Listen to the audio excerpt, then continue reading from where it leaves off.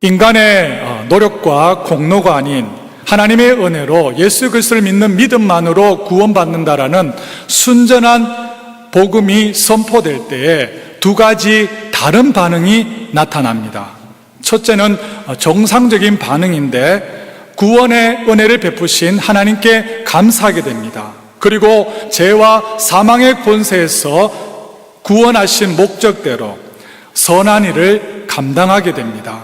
이 땅에서 하나님의 나라의 확장을 위하여 헌신하게 되어 있고 주님의 몸된 교회가 건강하게 세워질 수 있도록 열심으로 봉사하게 됩니다. 이것이 순전한 복음을 경험한 그리스도인의 삶입니다. 이러한 정상적인 반응뿐만 아니라 비정상적인 반응도 함께 일어날 수 있습니다. 나의 공로와 노력이 아니라 예수 그리스도를 믿는 믿음만으로 나의 죄가 용서받았고 율법의 행함이 아니라 하나님의 은혜로 이미 이제 천국에 갈 티켓을 이미 따놓았으니까 이제부터 내가 내 육체가 원하는 대로 살아도 된다라는 반응입니다. 이러한 신앙을 가진 자들이 이러한 신앙을 가진 자들을 율법 폐기론적 방종주의자라고 부릅니다.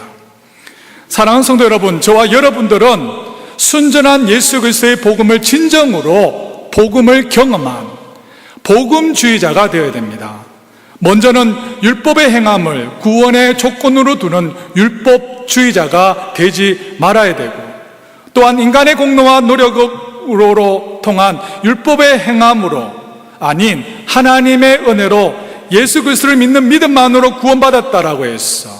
육체가 원하는 대로 멋대로 죄를 짓고 율법을 안 지켜도 된다라는 이러한 율법 폐기론적 방종주의자도 절대로 되지 말아야 된다는 겁니다.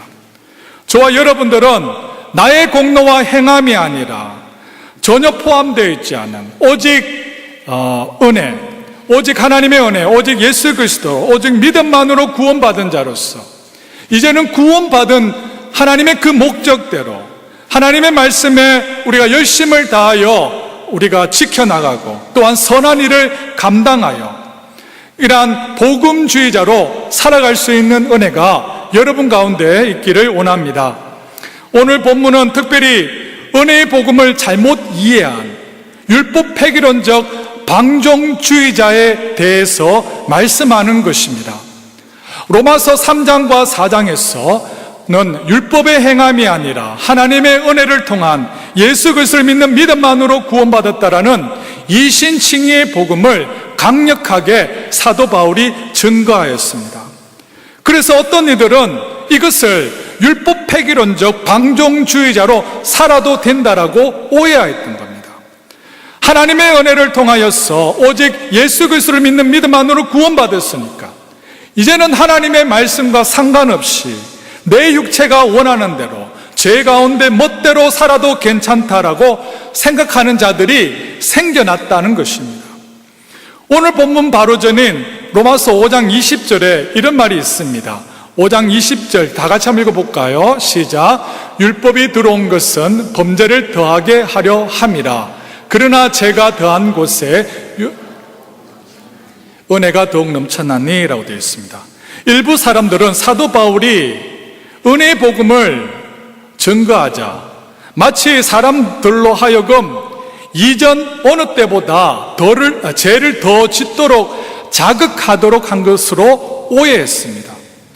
율법이 죄를 더하게 하도록 만들었고 죄가 은혜가 더하도록 만들었다라면 논리적으로 보아서 하나님으로 하여금 그분의 은혜의 용서를 더하실 기회를 드리기 위해서 우리가 죄를 더해야 된다라고 생각했다는 겁니다. 여러분, 이러한 생각을 가진 자를 우리가 방종주의자라고 부르고요.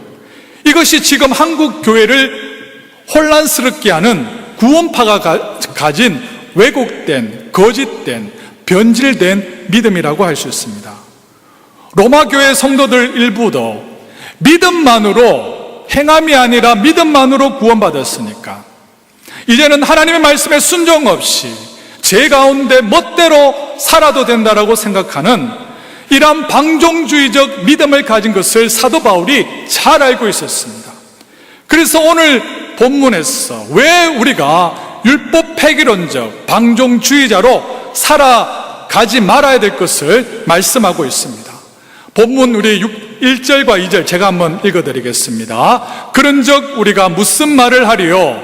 은혜를 더하게 하려고 죄에 거하겠느냐? 그럴 수 있느니라 없느니라? 그럴 수 없느니라. 죄에 대하여 죽은 우리가 어찌 그 가운데 더 살리요? 라고 말씀하고 있습니다.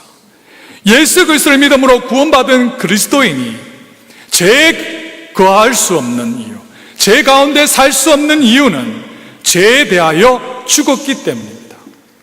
여기서 죄에 대해서 죽었다는 이 의미를 바르게 이해해야 되는데, 이 뜻은 그리스도인 된 우리가 죄로부터 전혀 유혹을 받지 않는다거나 죄를 절대 지을 수 없다는 의미가 아닌 것입니다. 죄에 대해서 죽었다는 이 의미는 죄의 지배, 죄의 권세로부터 결정적으로 우리가 해방되었다는 것입니다.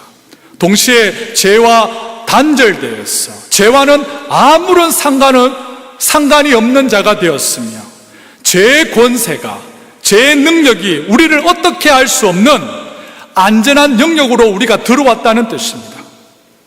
사실 예수 안에 있는 그리스도인 된 저와 여러분에게도 우리 안에는 죄성이 여전히 강력한 힘을 발휘하고 있습니다.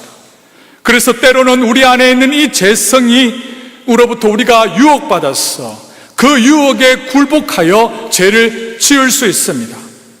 그러나 이것은 엄밀히 말해서 우리가 의인의 신분으로 죄를 짓는 것이지 죄인의 신분으로 죄를 짓는 것은 아닙니다. 그러므로 그 죄는 더 이상 우리 예수 안에 있는 우리에게 명령할 수가 없다는 것입니다. 그리고 우리 안에 있는 잔존하는 죄가 우리를 유혹할 때 그 죄를 따라갈 이유가 없습니다. 왜냐하면 이전에는 첫 번째 아담 안에서 우리가 죄인의 신분이 되었지만, 지금은 둘째 아담이신 예수 안에서 우리가 의인의 신분이 되었기 때문입니다. 이전에는 첫째 아담 안에서 범죄함으로 우리가 영적으로 우리가 마귀의 나라에 속하였다라면, 이제는 믿음으로 하나님 나라의 백성으로서 우리의 영적 국적이 완전히 바뀌었기 때문입니다. 그러므로 죄에 대하여 죽음으로써 우리의 신분, 우리의 국적, 우리의 소속이 바뀐 우리는 죄 안에 거하고, 여러분, 우리가 죄 안에 산다는 것은 말이 되지 않는다는 겁니다. 죄가 유혹하는 대로, 죄가 시키는 대로, 죄가 명령하는 대로 사는 것은 하나님 나라에 속한 하나님 나라의 백성의 품격과 신분에 걸맞지 않다는 뜻이라는 겁니다. 만약 어떤 사람이 죄가 더한 곳에 은혜가 더욱 넘치니까 아무런 죄책감 없이, 회개 없이 의도적으로, 지속적으로 죄를 인조이하면서 죄를 계속 즐기는 사람이 있다라면, 여러분, 그 사람은 처음부터 참되게 예수를 믿어 칭의되어 구원받지 못할 가능성이 아주 높다고 볼 수 있습니다. 왜냐하면 오직 은혜, 오직 예수 그리스도, 오직 믿음만으로 구원받은 그리스도인들도 죄를 지을 수 있고 죄를 짓지만, 그러나 그리스도인이 죄를 짓는다라면 반드시 비통해 하게 되어 있고 또한 불쾌하게 되어 있습니다. 참된 믿음으로 칭의된 그리스도인이라고 하여도 죄를 지어 우리가 죄에 대해서 잠시 굴복할 수는 있지만, 우리 안에 계시는 성령님께서 여러분 그 죄에 대해서 염증나게 하고 그 죄 때문에 고통을 우리에게 주셔서 그 죄에 대해서 반드시 회개하게 되어 있고 그 죄를 우리 가운데서 몰아나게 되어 있습니다. 그리고 하나님께서 우리를 구원하신 목적대로 그 의인의 신분에 걸맞게 하나님의 말씀에 순종하면서 성화되어가는 삶을 살게 되어 있습니다. 여러분 믿으십니까? 여러분, 예수 안에 있는 저와 여러분들은 예수와 함께 우리의 죄된 옛 본성은 십자가에서 이미 못 박아 죽었습니다. 죄의 권세, 죄의 지배에서 우리가 완전한 해방이 되었다는 겁니다. 죄와는 우리가 아무런 상관이 없는 자가 되었다는 겁니다. 그러므로 여러분, 우리 안에 잔존하는 죄가 지금 우리를 유혹하더라도 그 죄의 유혹에 따라갈 필요가 없다는 겁니다. 죄가 명령하더라도 그 죄가 명령하는 대로 순종할 이유가 없다는 겁니다. 왜냐하면 우리는 이제는 죄의 종이 아니라 의의 종이 되었기 때문입니다. 사랑하는 성도 여러분, 예수 안에 있는 저와 여러분들이 하나님의 나라의 백성으로서 의인의 신분에 걸맞게 하나님께서 우리를 구원하신 그 목적대로 하나님의 말씀에 순종하며 성화되어 가는 삶을 살아갈 수 있기를 원합니다. 본문 1절과 2절에서 우리가 죄에 대해서 죽었기 때문에 죄 안에 거할 수 없다는 이 사실을 본문 3절에서 14절에서 좀 더 구체적으로 설명하고 있습니다. 특별히 여기에서 기독교의 아주 중요한 진리인 예수와의 연합을 설명하고 있습니다. 여기서 사도 바울은 그리스도인들이 제 안에 거할 수 없는 이유를 우리가 예수와 연합하였기 때문이라고 말씀합니다. 본문 3절에서 5절, 우리 세 절을 같이 한번 읽도록 하겠습니다. 시작. 무릇 그리스도 예수와 합하여 세례를 받은 우리는 그와 죽으심으로 합하여 세례를 받은 줄을 알지 못하느냐. 그러므로 우리가 그의 죽으심과 합하여 세례를 받음으로 그와 함께 장사되었나니 이는 아버지의 영광으로 말미암아 그리스도를 죽은 자 가운데서 살리신 같이 우리로 또한 새 생명 가운데서 행하게 하려 함이라. 만일 우리가 그의 죽으심과 같은 모양으로 연합한 자가 되었으면 또한 그의 부활과 같은 모양으로 연합한 자도 되리라. 아멘. 하나님의 은혜로 예수 그리스도를 믿는 믿음으로 구원받은 우리가 하나님의 은혜에 더하게 하려고 죄 가운데 거할 수 없는 이유, 방종주의자로 살아갈 수 없는 이유가 뭐라고 했습니까? 그 이유는 우리가 예수를 믿어 그와 연합하여 세례를 받았기 때문이라고 말씀합니다. 앞서도 말씀드렸지만 3절에서 5절에서 가장 핵심적인 중요한 단어는 예수와의 연합입니다.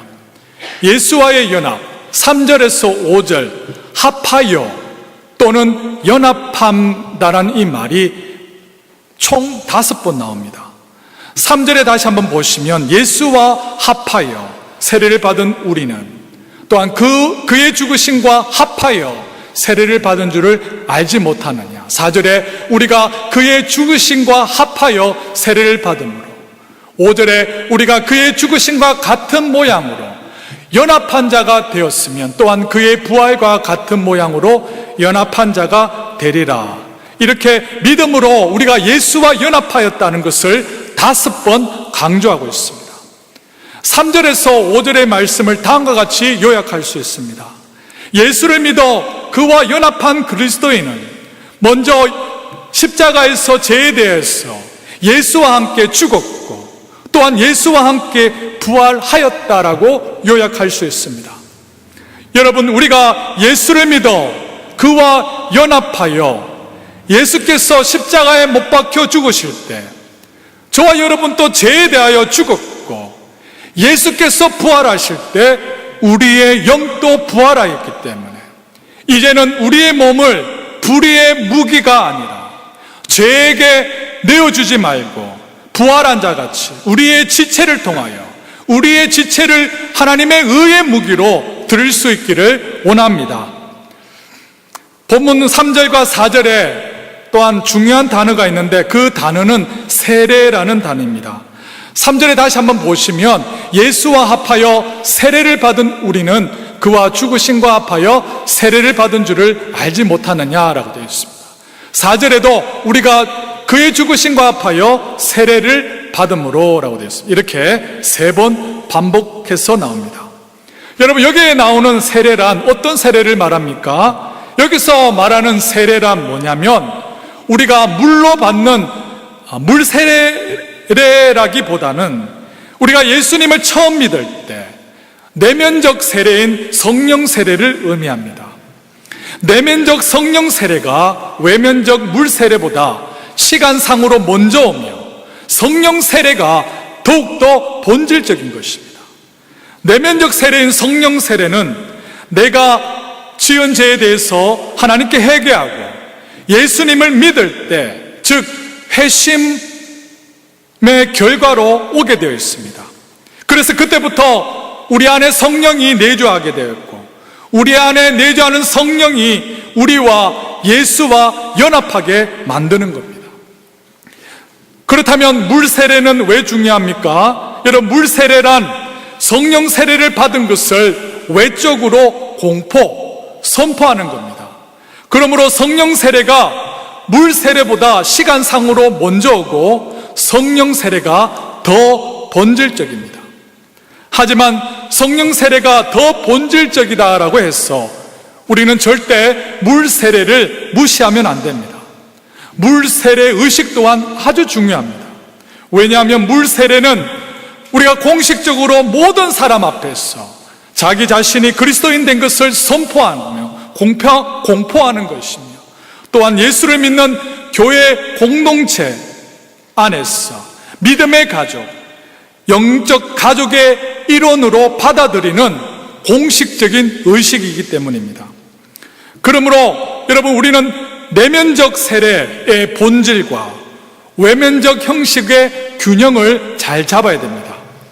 오늘 본문에서 말씀하는 세례는 물로 주는 물 세례의 의미도 포함되어 있지만 본질적으로 내면적 세례인 성령 세례로 이해해야 됩니다. 나의 죄를 회개하고 예수를 믿고 여러분 성령 세례를 받아 예수와 연합하였다고 할 때, 예수와의 연합에는 두 가지의 차원이 있습니다. 첫 번째는 성령 세례를 받아서 우리가 물에 잠길 때 우리는 예수와 장사되고, 또한 예수와 죽고 장사됨에 그와 연합합니다. 둘째는 세례에서 물에서 올라올 때 우리는 예수와 함께 우리의 영이 부활합니다. 다시 말해서 우리가 예수를 믿어 성령 세례를 받음으로 예수와 연합하여 첫 번째 예수의 죽으심과 장사됨이 나의 장사됨과 부활이 되고, 나의 죽으심과 장사됨이 되고, 두 번째 예수님의 부활이 나의 부활이 된다는 겁니다. 이것을 신학적 용어로 대속적 연합이라고 합니다. 이렇게 성령 세례를 받아서 예수와 대속적 연합을 됨으로써 예수 안에 있는 저와 여러분들이 죄를 더 이상 지을 수 없다는 것을 말씀하고 있습니다. 이것을 좀 더 살펴보기를 원합니다. 첫 번째, 우리가 예수 안에 있는 우리가 죄 안에 거할 수 없는 이유는 성령 세례를 받음으로 예수님의 죽음과 장사됨에 연합하여 우리도 죄에 대해서 죽었기 때문입니다. 본문 6절과 7절 두 절을 같이 한번 읽어보도록 하겠습니다. 6절 7절입니다. 시작. 우리가 알거니와 우리의 옛사람 십자가에 못 박힌 것은 죄의 몸이 죽어 다시는 우리가 죄에게 종로를 타지 아려 함이니 이는 죽은 자가 죄에서 벗어나 어렵다 하심을 얻었습니다. 아멘. 죄에 대하여 죽었다는 것은 이 의미가 앞에서 말씀드렸지만 이것은 그리스도인이 더 이상 죄를 짓지 않는다는 뜻이 아니라 결정적으로 죄의 권세, 죄의 통치, 죄의 지배로부터 해방되었다는 뜻입니다. 우리는 죄와 완전히 단절되었습니다. 그리스도인은 죄와 아무런 상관이 없는 사람이 되었다는 뜻입니다. 그래서 6절 하반절에 나왔듯이 다시는 우리가 죄의 종노릇 하지 않게 되었다는 겁니다. 그리고 본문 1절에서 은혜를 더하게 하려고 죄에 거하겠느냐라고 했는데, 거하겠느냐라는 이 의미 역시 죄를 전혀 짓지 않는 뜻이 아니라 거하겠느냐는 이 의미는 아무런 죄책감 없이, 회개 없이 의도적으로 지속적으로 죄를 지으면서 살아간다는 뜻입니다. 예수를 믿어 칭의받아 구원받은 성도라면 아무런 죄책감 없이 의도적으로 지속적으로 죄를 지으면서 살아갈 수 없다는 뜻입니다. 왜냐하면 죄에 대해서 죽었고요, 죄에 대해서 해방되어 죄와는 아무런 상관이 없는 성도라고 한다면 회개하지 않고 죄 가운데서 의도적으로 지속적으로 살지 못하게 되어 있다는 겁니다. 우리 안에 내주하시는 성령님은 죄를 미워하시기 때문에 죄를 우리가 지을 때 우리 안에 있는 성령님은 그 죄 때문에 근심하게 됩니다. 그리하여 그리스도인인 저와 여러분이 죄를 범할 때 그 죄를 반드시 회개하게 되었고 그 죄를 우리 안에서 밖으로 몰아내게 되어 있습니다. 그러므로 예수를 믿는다라고 입으로는 말을 하지만 죄의 삶에서 돌이키지 않고 죄를 짓는 삶을 지속적으로 의도적으로 회개하지 않고 살아간다라면 그것은 역으로 말하면 구원받지 않았음을 분명하게 증거해 준다는 것을 알 수 있습니다. 아니면 아주 유치한 어린 신앙에 머물러 있다는 것을 말해주는 겁니다. 사랑하는 성도 여러분, 믿음으로 칭의받아 구원받은 성도의 삶에는 거룩한 삶, 성화된 삶이 필연적으로 나타나게 되어 있음을 여러분 꼭 기억할 수 있기를 원합니다. 함께 같이 해보시겠습니다. 칭의는 뿌리이고 성화는 열매입니다. 성화는 열매입니다. 이 말의 의미는 참된 믿음으로 예수를 믿어 칭의되어 여러분의 믿음의 뿌리가 살아있다라면 칭의된 성도의 삶에는 거룩한 삶, 성화되어져 가는 삶을 필연적으로 살아가게 되어 있다는 겁니다. 만약 어떤 사람이 칭의받았다라고 말하지만 성화의 삶이 전혀 나타나지 않는다라면 그 삶에서 나타나야 할 선한 삶이, 선행이 나타나지 않는다라면 야고보서 2장 17절 말씀처럼 실상은 그 믿음은 죽은 믿음입니다. 그 믿음은 구원으로 인도하지 못하는 가짜 믿음, 거짓 믿음, 변질된 믿음이라고 할 수 있다는 겁니다. 이것을 오늘 본문의 말로 바꾸면 참된 믿음으로 칭의된 구원받은 믿음을 가진 자라면 본문 6장 6절 하반절에 나온 것처럼 죄에게 종노릇 하지 않게 되어 있습니다. 그러므로 율법의 행함이 아니라 오직 은혜, 오직 예수, 오직 믿음만으로 칭의되어 구원받은 성도의 삶에는 죄 안에 거하면서 내 육체가 원하는 대로 방자하게 행하고 먹고 마시지 말아야 될 것을 자유롭게 먹고 죄를 지으면서 살아도 괜찮다라는 방종주의적 믿음이 절대로 나올 수가 없다는 겁니다.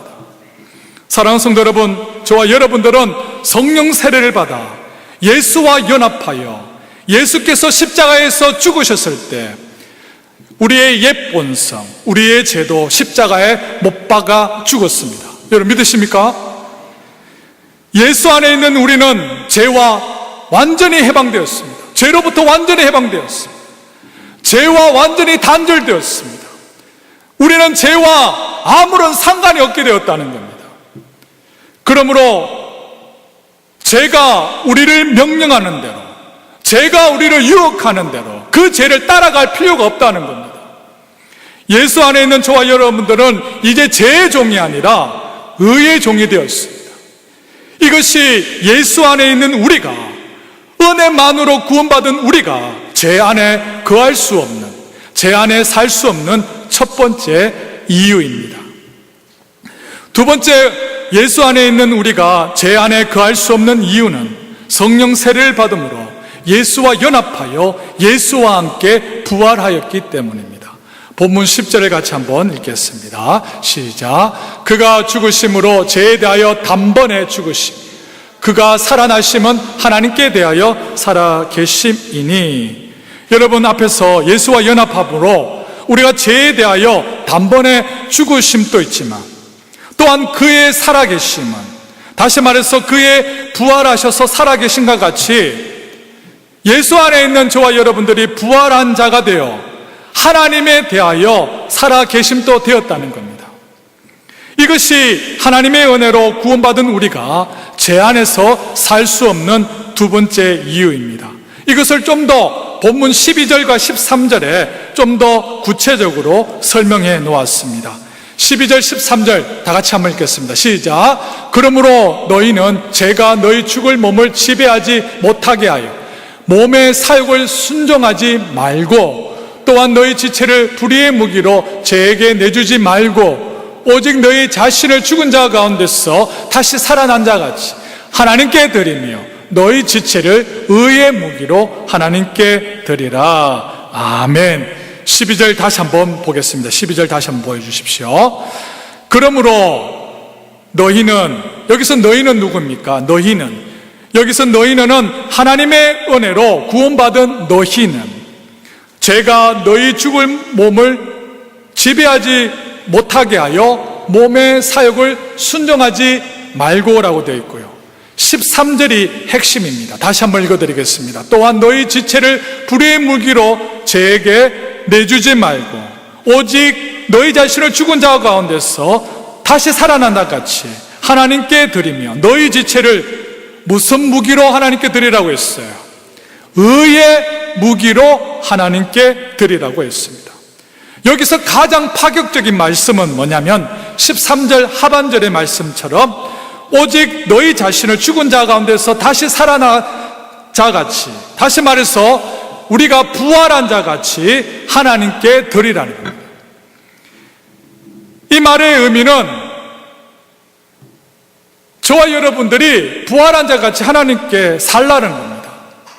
지금 우리 그리스도인의 삶은 예수를 믿어 칭의되어 이 땅에서 우리가 성화되어가는 삶을 살아가고 있지만, 예수님이 재림하실 때 미래에 일어나는 우리의 몸이 부활하는 영화의 삶은 우리가 아직 경험하지 못하였지만, 지금 현재 성화의 삶을 살아갈 때 지금 이 시간, 앞으로 미래에 일어날 일을 앞으로 당겼어. 우리의 몸이 부활한 자같이, 완전한 자같이 지금 이 시간 하나님 앞에서 살아가라고 권면하시는 것입니다. 지금 이 시간 미래에 있을 천국의 경험을 미리 당겼어. 우리가 아직 우리 안에 죄성이 남아있지만 이미 완전한 죄가 없는 자같이 살아가라고 말씀하고 있다는 겁니다. 여러분, 이 얼마나 파격적인 말씀입니까? 윌리엄 틴데일이라는 분이 로마서 강해를 마무리하면서 이런 말을 했습니다. 이제 독자들이여, 그리스도는 그대가 다시 하나님을 진노케 하도록 하기 위해 속죄를 이루신 것도 아닙니다. 그대가 계속해서 죄 가운데 살도록 하기 위해 그대의 죄를 위하여 죽으신 것도 아닙니다. 그대가 돼지처럼 옛 웅덩이로 다시 돌아가도록 하기 위해 그대를 깨끗하게 하신 것이 아닙니다. 오직 그대가 새로운 피조물이 되었어 육신의 뜻이 아니라 하나님의 뜻을 따라 새로운 삶을 살도록 하기 위해 여러분을 구원하셨다는 사실을 기억하시기 바랍니다 라고 말을 맺습니다. 여러분, 저와 여러분들은 믿음으로 예수와 연합하여 예수와 함께 우리의 죄가 죽었을 뿐만 아니라 또한 예수와 함께 영적으로 이미 부활하였고, 또한 예수께서 재림하실 때 우리의 몸도 부활하실 것입니다. 하나님께서 구원받은 칭의로 구원받은 성도인 저와 여러분에게 바라는 수준은 뭐냐면, 단지 매일의 삶 가운데 죄 때문에 스트러글링하고요 고민하는 수준이 아니라는 겁니다. 하나님께서 저와 여러분에게 바라는 수준은 뭐냐면, 미래에 있는 사건, 천국에 있는 사건, 우리의 몸뿐만 아니라 우리의 영뿐만 아니라 우리의 몸이 함께 부활한 자처럼 지금 현재 이 시간 우리의 몸이 부활한 자같이, 우리 가운데 죄가 전혀 없는 자같이 이 시간 살아가라는 것입니다. 그러므로 오직 은혜로 구원받은 성도들은 우리 안에 있는 죄성이 우리를 통제하지 못하도록, 우리에게 왕노릇하지 못하도록 막아야 됩니다. 죄가 우리를 유혹하는 대로, 죄가 우리를 이끌어가는 대로 죄의 종으로 절대로 살아서는 안 된다는 뜻입니다. 여러분, 예수를 믿어서 성령 세례를 받아 그와 연합하게 되었다는 이 기독교의 중요한 진리를 깊이 묵상할 수 있기를 원합니다. 저와 여러분들이 예수를 믿어 성령 세례를 받음으로 예수와 연합하여 예수님의 죽음과 장사됨이 나의 죽음과 장사됨이 되었고, 또한 예수님의 부활이 나의 부활이 되었습니다. 그러므로 우리의 몸이 부활하여 용화된 자처럼 우리의 몸으로 하나님께 영광 돌릴 수 있기를 원합니다. 그러므로 그리스도인 된 저와 여러분들은 매일의 삶 가운데서 우리가 우리의 눈으로 무엇을 보는 것을 주의해야 됩니다. 우리의 귀로 여러분 무엇을 듣는 것을 주의해야 됩니다. 여러분의 입을 통하여서 무엇을 말하고 있는가를 여러분의 입술을 주의해야 된다는 겁니다. 우리의 몸을, 우리의 지체를 불의의 병기로 들이지 말고 여러분의 몸을 이미 부활한 자처럼 영화된 자처럼 하나님께 드리고 그분께 영광 돌릴 수 있기를 원합니다. 이것이 하나님의 은혜로 예수 그리스도를 믿는 믿음으로 구원받은 그리스도인의 삶에서 필연적으로 나타나게 되어 있습니다. 이러한 은혜가 저와 여러분 가운데 있기를 원합니다.